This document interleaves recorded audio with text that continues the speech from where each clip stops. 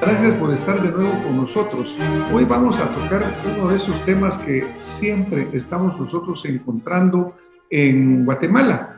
Pareciera que aquí no nos paramos de sorprender y de recibir noticia tras noticia que probablemente en otros lugares del mundo impactarían tremendamente.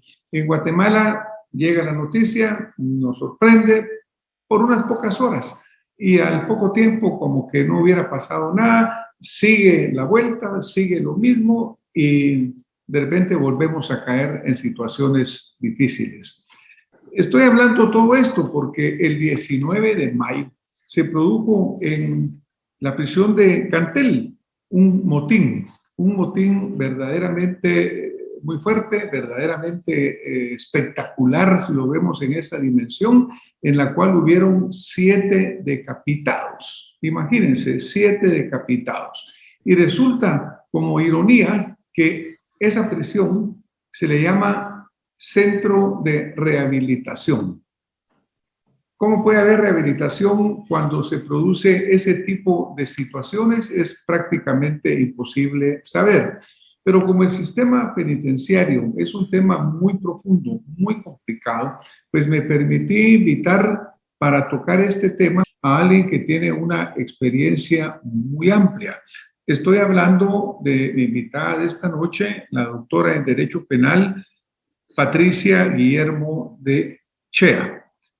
La doctora Guillermo de Chea se graduó en el 82 como abogada y notaria de la Universidad Rafael Andívar y su tesis de graduación se llamó Análisis del Sistema Penitenciario Guatemalteco y Proyecto de Codificación General. En el 83 fue nombrada directora de la Prisión de Mujeres Santa Teresa y del Centro de Orientación Femenina, lugares que atendió en forma simultánea. En el año 2004 fue nombrada directora del Sistema Penitenciario de Guatemala. En el año 2013 decide estudiar la maestría de Escuela de Estudios de Posgrado de la Universidad de San Carlos de Guatemala y luego un estudio de doctorado en Ciencias Penales con su tesis, Condenar o humanizar las cárceles de Guatemala, habiendo obtenido tanto en la maestría como en el doctorado una distinción de summa cum laude. Bienvenida, doctora. Muchas gracias por estar en Acción Positiva. Mucho gracias gusto, por aceptar nuestra invitación. Gracias a usted por su programa y por la forma en que está llevando a cabo la difusión de problemas que deben ser analizados profundamente en Guatemala.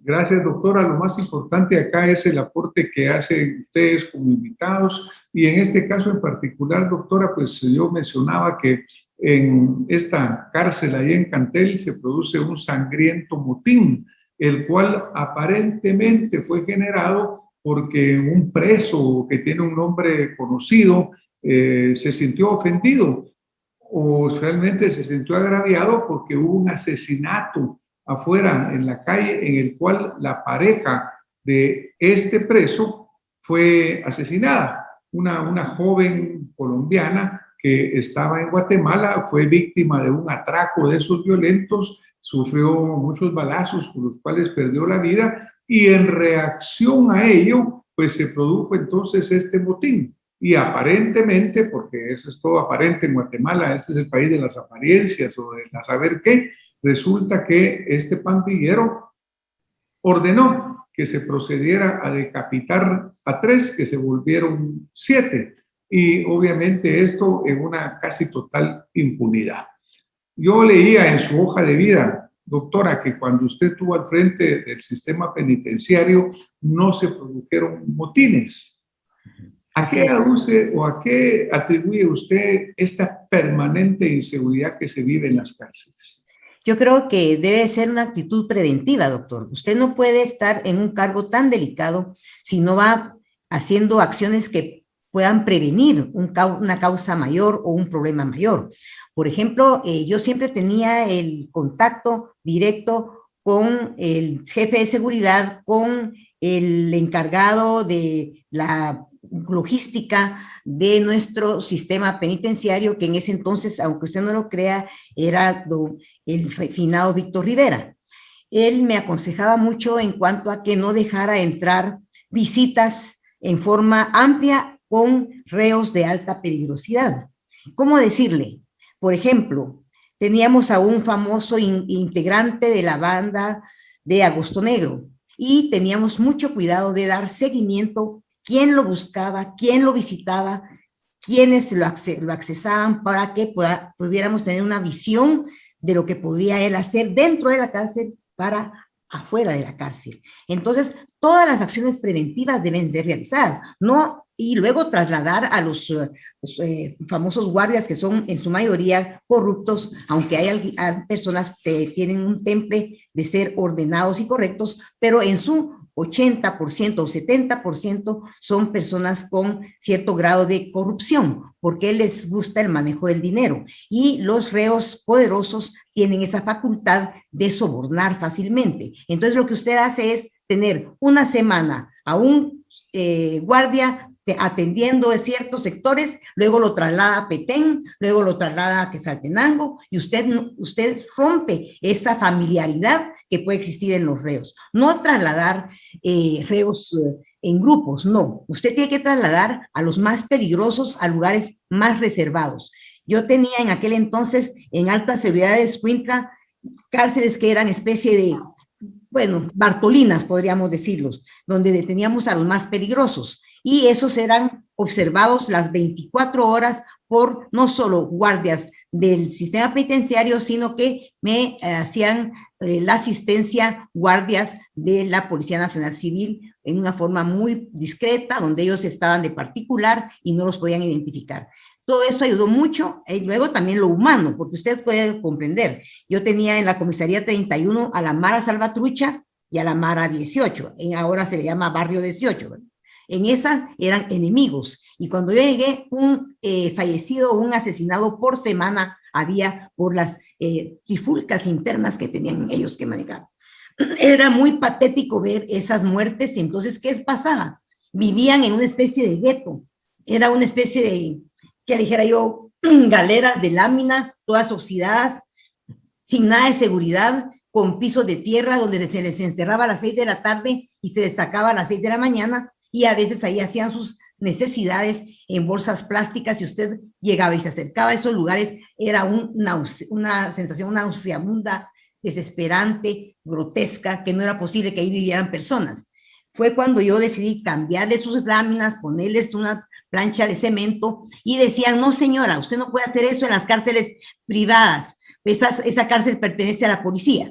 Entonces, claro, fui humanizando poco a poco el ambiente. Y usted va a decirme cómo te resultó al final con una terapia muy especial que les dábamos, de terapia ocupacional, donde ellos se mantenían recibiendo clases de cómo viajar a España en forma imaginaria, cómo hacer un partido de fútbol del Real Madrid con el Barcelona, y se fueron integrando poco a poco y lograron la integración sin un solo muerto a partir del primer mes que yo entré a trabajar como directora. Pues muchísimas gracias, doctora. En realidad, usted ha tocado aquí varios puntos que obviamente son los que nos preocupan.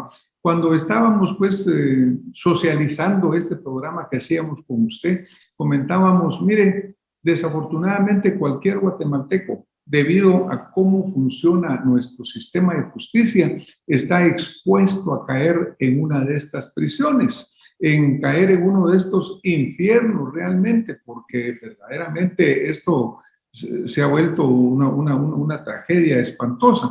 Y eso, doctora, considerando que la misma Constitución Política de la República establece que los que están en prisión están bajo la protección del Estado. Y el Estado, de acuerdo a la Constitución, debe tender a la readaptación social y a la reeducación de los reclusos y cumplir en el tratamiento de los mismos con las siguientes normas mínimas: ser tratados como seres humanos, no ser discriminados, no infringirle tratos crueles, torturas físicas, morales, psíquicas o coacciones, cumplir las penas en los lugares destinados para el efecto. Los centros penales son de carácter civil y con personal especializado. Tienen derechos, doctora, estas personas que le deben de ser preservados. Pero realmente cuando una persona cae en prisión, sabemos realmente que es sometido a tantas y tantas presiones, a esa corrupción que usted hablaba. Por ejemplo, ahorita hay un caso que está sonando mucho por la persona implicada, el señor licenciado Solórzano Popa, quien pues estuvo como subdependiente en la SAT. Pero realmente él lo trasladaron, ¿verdad? Lo trasladaron porque él se sintió amenazado. E incluso el director del sistema de presidios, el señor Luis Escobar, dice, mire, el señor Popa denunció una coacción o una extorsión de 100,000 quetzales que le estaban pidiendo, pues no sé si era el barrio 18 o si era las Salvatruchas, pero alguien adentro le estaba pidiendo 100,000 quetzales para garantizarle su seguridad y seguramente para poder comer, para poder moverse, para poder hacer algo. Imagínense pues en qué infierno podemos caer los guatemaltecos, doctora. Así es, y le he de decir que yo francamente tuve una mala experiencia porque uno de los mismos elementos que yo tenía de confianza pasaba los viernes a traer su cuota de colaboración a los reos que estaban detenidos en el preventivo de la zona 18. Y el propio licenciado Weyman, que en paz descanse, me fue el que me informó de esa situación. Por ventura logré controlar esa mala práctica que se estaba dando y se logró limitar la acción de esa persona. Pero la verdad es que es de la propia guardia, de la propia seguridad, de los propios funcionarios subalternos que uno tiene, que de repente salta y surge una mala cabeza que trata de sobornar y de obtener beneficios económicos a expensas de los privados de libertad. Y ahorita yo le apunto que esta situación que se dio en Cantel no es una situación aislada, es una situación que viene no por una muerte de una señora, es probable que haya sido provocado por eso, pero si usted se da cuenta, manejan ya montos mucho más altos de lo normal a personas que tienen recursos o de los propios capos que están ahí para mantenerles la seguridad. Entonces, ¿qué pasa? Tiene que romperse este problema institucional porque se está dejando que el crimen organizado se esté ya apoderando de las cárceles. Y eso sí sería una tragedia, porque encima de que usted es una persona inocente y de repente, pues, por los azares del destino, usted resulta detenido, va a ser presa también del crimen organizado dentro de lo que es una cárcel. Entonces, la cárcel tiene que ser segura, la cárcel tiene que ser mediatizada con una serie de elementos antes de ingresar. Aquí ingresan colas y colas, porque como usted bien lo dice, son gente humilde, la que muchas veces no tiene una defensa, y salen condenados y son gente sumamente pobre la que siempre resulta con el problema de una condena injusta. Entonces, yo le digo con todo respeto, las cárceles en Guatemala no tenemos la seguridad correcta para poder ingresar y controlar quiénes ingresan, con qué motivos, de dónde vienen y focalizando nada más a los capos. No estamos hablando de la gente que tenga un problema por robo o por hurto o por situaciones de una baja intensidad de peligrosidad. Claro, y lo que pareciera, doctora, es, por ejemplo, este grado de impunidad con que esto se desarrolla. Por ejemplo, el señor director de presidios, el señor Escobar, cuando se le hace la pregunta, él mismo contesta y dice, el recluso más fuerte en cada sector es el que cobra la talacha. Imagínense, o sea, es un hecho conocido de cómo funciona. No es posible verdaderamente, doctora, parar este sistema, sobre todo si se conoce. Es difícil, es sumamente difícil, pero se puede hacer algo. Yo lo traté casi de hacer justo porque dije, ¿quiénes son los encargados de sector? Y me dieron la lista, eran los que hacían la famosa extorsión. Entonces dije, los voy a trasladar a todos a las Bartolinas de Alta Seguridad de Escuintla. Mire, hicieron una reunión completa, tratando de excusarse, de que ellos no hacían eso, de que era para pintar la cárcel, que era para arreglarla. Lo siento, se van. Y se fueron solamente los menos peligrosos, porque los más peligrosos se atrincheraron y no salieron, y no hubo un alma de lo de Dios que pudiera sacarlos. Era una cosa sumamente difícil. Si usted hacía un paso de esa índole, lo que provocaba era una conmoción interna que los propios reclusos decían, no, dejemos a este como encargado porque este no es malo, este no le pega a uno en las noches, no tratan de violarlo a uno en las noches. Eso decían los propios reos, de que se cuidaran del bueno, que ese no lo dejaran salir, de su encargado, puede usted imaginarse, del que le pagaban la talacha. Imagínese, doctora, que esta situación, pues es obvio, usted la conoció directamente, usted la sufrió directamente porque tuvo que enfrentarla. Y esto continúa siendo exactamente igual, porque estas declaraciones son de hace 2 días, reconociendo que los que mandan en las cárceles realmente son los reclusos, los capos que están afuera y los siguen mandando. Cuando se menciona que presuntamente un capo en Cantel fue el que ordenó que se decapitara a otros como un castigo, pues uno se pregunta quién manda en el sistema de presidio de Guatemala. Por otro lado, ¿quién manda, doctor? Manda la barbaridad del hacinamiento que tenemos. Es un hacinamiento bárbaro el que hay, doctor. Realmente, si usted imagina un lugar que es para 9,000, 6,000 personas, está ocupado por 26,000 personas. No se puede, es imposible poder obtener un orden con eso. Ahora, definitivamente, yo creo que aquí podemos nosotros volver a platicar esto, nos enriquece lo que usted nos está contando. Desafortunadamente, en el ciclo vicioso que nosotros estamos viviendo en Guatemala, doctora, en poco tiempo va a volver a haber otro motín. Será en Cantel, será en Canadá, será en cualquiera de los centros, ¿no? Porque verdaderamente esto se repite, porque nada cambia. Entonces, por ejemplo, usted hablaba algo muy importante, el hacinamiento en que viven los presos. Pero este hacinamiento no es simplemente espontáneo, porque de acuerdo a lo que hemos analizado, vamos a tocar el tema, pero, por ejemplo, doctora, ese hacinamiento, ¿cuál diría usted que son las causas reales de que haya tanto preso?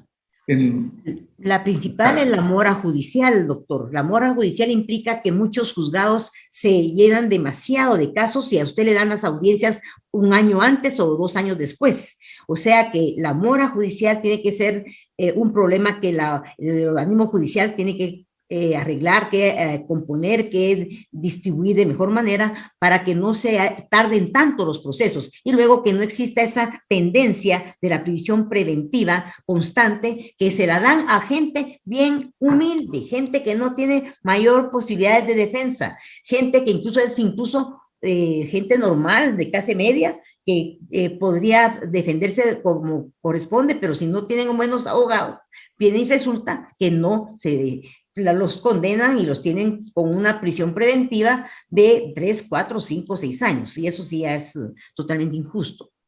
Claro, y lo que pasa es que hay muchas personas inocentes que pasan años en prisión preventiva. Y no estoy hablando de los casos, digamos, icónicos que andan por acá, no, estoy hablando de gente que, como dice usted, no tiene un abogado que los auxilie. Por ejemplo, hay que fortalecer mucho la defensa pública, porque hay muchas personas sin recursos que llegan ahí y se pierden en esa burocracia.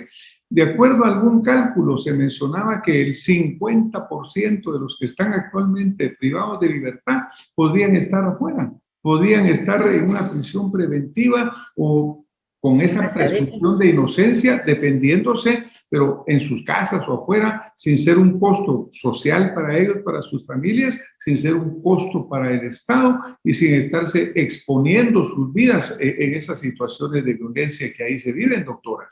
Así es, volvemos entonces a lo que es quienes aplican justicia. Entonces, los juzgadores deben de ser más cuidadosos de aplicar justicia, tratar de darles la medida sustitutiva domiciliaria o una fianza económica, si usted quiere, pero que les respeten la libertad mientras que no se declare plenamente si son culpables. Pues muchas gracias, doctora. Recientemente recibí un libro que me ha impresionado muchísimo, el cual estoy leyendo, todavía estoy en ese proceso. El libro lo publica una señora, una dama guatemalteca, Anaité Alvarado, y el libro se llama Infamia. Y en este libro realmente ella describe, no vamos a entrar al caso per se, ni a la validez legal o no del caso, pero Anaité en este describe cómo cae en prisión en una forma inesperada y cómo tiene que sobrevivir en esas situaciones terribles en Santa Teresa, en el centro de detención, en la carceleta, es decir, una ciudadana en una forma inesperada es sujeta a eso. Y doctora, desafortunadamente en Guatemala cualquiera de nosotros podemos caer y caer en esa burocracia que, como dice usted, mire, le toca audiencia en no sé cuántos meses y para mientras dejan a usted en una prisión preventiva.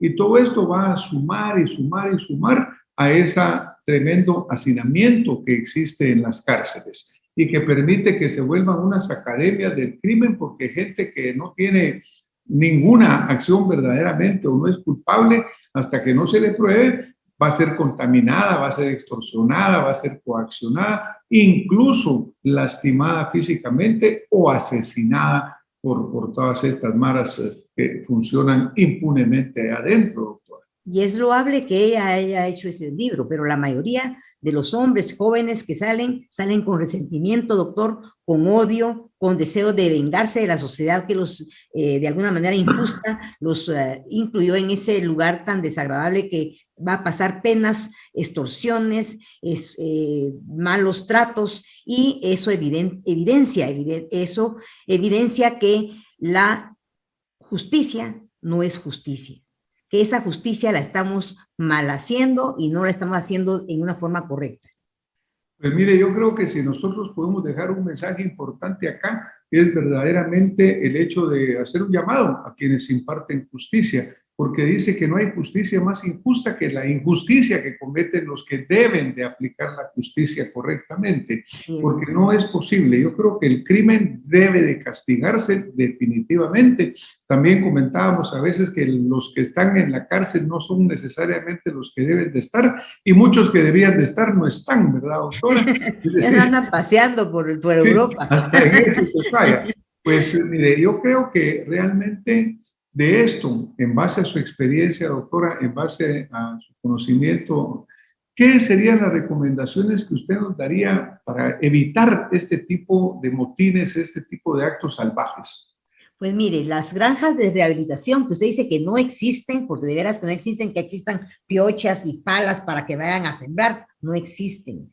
Simplemente se deben de ocupar para ampliarlas ahí mismo, los centros que sean necesarios para los de alta seguridad al fondo, en donde con Bartolinas encerrados con su baño, con su ducha, cómodos, pero eso sí, encerrados totalmente, y sacarlos al patio 2, 3, 5 horas al día, dependiendo humanamente, doctor, porque tampoco se les va a poner 1 hora de sol al día, ¿verdad? No, tiene que ser un trato humano, pero con un sumo alto grado de seguridad que implique que no salgan con comunicación los más capos, los tipos más peligrosos que pertenezcan al crimen organizado. Usted sabe con etiqueta quiénes pueden ser inmediatamente. A ellos se les ubica ahí clasificándolos y clasificando a los que sean menos peligrosos en otro lugar. Eso es prácticamente la base de ese tema. Yo le diría que clasificando a los reclusos se logra mucho, y que la construcción de las mismas Bartolinas esté a cargo de los reos como mano de obra, para que ellos también se mantengan ocupados, se ubiquen, habrán ingenieros, habrán plomeros, lo que usted considera, pueden trabajar para construir las propias cárceles. Pues muchas gracias, doctora. Una voluntad política presidencial para hacerlo, porque si no existe un eje de decisión en lo alto, un simple director del sistema penitenciario no lo logra hacer. Un simple ministro tampoco lo logra hacer. Un presidente enérgico, con fuerza, con decisión y que haya demostrado capacidad en su momento, lo debe de hacer ahora. Pues muchas gracias, doctora. Pues mire, el tiempo aquí se nos va muy rápido, ¿no? Yo tal vez en esta última parte que usted menciona, y yo creo que nosotros debemos de pensar no en un presidente, sino que en un sistema, porque desafortunadamente en Guatemala entra un presidente que apoya en esta línea y el siguiente la cambia totalmente, ¿no? Yo creo que la revisión de un sistema de presidio debe ser una política nacional, una política de Estado, porque realmente nosotros tenemos que rehabilitar a esas gentes. Tenemos Existe, que doctor, pero evitar no la esto. habilitan. Existe esa que usted mismo está diciendo ahorita, no la habilitan. Simplemente ponen una situación de el famoso Consejo de Seguridad y de Justicia, pero a la hora de aplicarlo está el Ministerio Público, el Ministerio de Gobernación, está el sistema penitenciario, solo se reúnen a un café o a analizar investigaciones absurdas que solo gastan el dinero en hacer opiniones totalmente fuera de sustento a la realidad, y entonces usted se da cuenta, doctor, que gastan el dinero en tonteras, y ellos en sí solo se juntan para de vez en cuando hacer algún trabajo de política externa de información, y no es eso. Lo que usted está señalando es lo que usted debe de hacerse, lo que usted está diciendo es lo que se debe hacer. Hacer un consenso, un consejo de seguridad, pero práctico, que plasme los objetivos realistas, antes de que se nos termine el tiempo, porque yo sé que ya se nos está terminando el tiempo. Pues muchísimas gracias, doctora. Y obviamente atrás de todo esto está la corrupción, porque va desde la talacha, que como se dice, no se queda a los niveles bajos, sino que se dice, aquí todo se dice, ¿verdad, doctora? Que Sí, llega hasta los niveles altos y que esos 100,000 que sale se reparten bastante para arriba también. para todo. Obviamente la política de decir construyamos más cárceles, para mí es equivocada. Tenemos que prevenir el crimen, rehabilitar, modernizar el sistema para no tener a 50% de los reos ahí por largo tiempo cuando son inocentes. Y entonces yo creo que ahí tenemos que hacer todos estos cambios e ir modernizándolo, doctora. Pues Claro. solamente unas palabras para que usted nos diga despedida, porque nos vamos a tener que ir en este segmento. Claro, yo sí le apunto muy y me atrevo a apostar, como dicen, ¿verdad? A que se hagan Bartolinas particulares para los grandes capos. Pueden ser unos 200, 300 Bartolinas en cada una de las granjas penales hechas por los propios reos, construidas con toda la seguridad del caso, claro que supervisados, y yo le aseguro que el hacinamiento va a bajar. Va a bajar porque entonces se va a focalizar en los entes únicamente que sí deben de estar presos, no los que no deben de estar presos. Bueno, pues doctora, muchísimas gracias por habernos enriquecido hoy con este tema tan sensitivo para todos los guatemaltecos, tan importante porque verdaderamente, como le digo, nos puede afectar a cualquiera en esta vida. Hoy nos tenemos que retirar, doctora. Muchísimas gracias. A usted muy fino, doctor. Muchas gracias por la invitación. Nos vemos con más acción positiva.